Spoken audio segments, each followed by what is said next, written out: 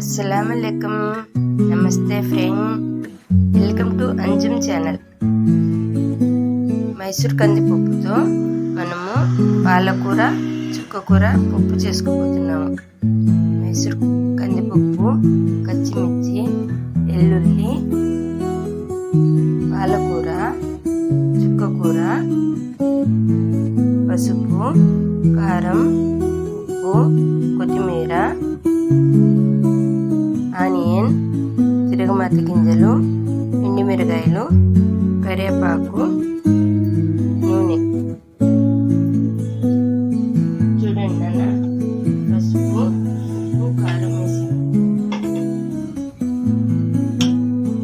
దీనిలో చుక్కకూర ఏం చేస్తున్నామంటే పాలకూరతో పాటు మనము పాలకూరకు టమాటా వాడము కదా, అందుకని పులుపు రావాలని చెప్పేసి చింతపండుని అవాయిడ్ చేసి చుక్కకూరని తీసుకున్నాం.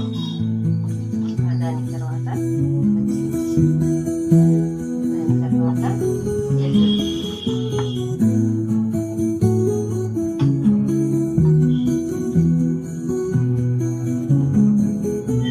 ఒకసారి చూద్దాం పప్పు ఎలా ఉంటుంది.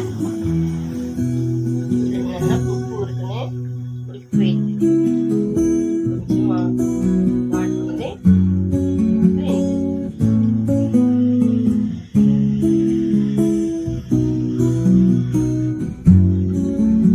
చూడండి అన్న, పప్పు ఉడికిపోయింది. ఇప్పుడు మనం ఎత్తుకుందాం.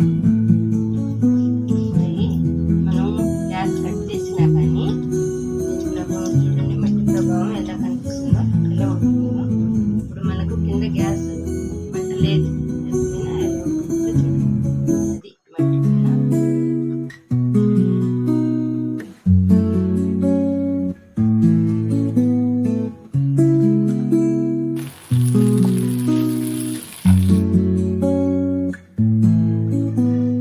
ఎర్ర కందిపప్పు, పాలకూర, చుక్కకూరతో మన స్పెషల్ రెసిపీ పప్పు రెడీ. లైక్ చేయండి, షేర్ చేయండి, సబ్స్క్రైబ్ చేయండి నాన్న. Thank for watching.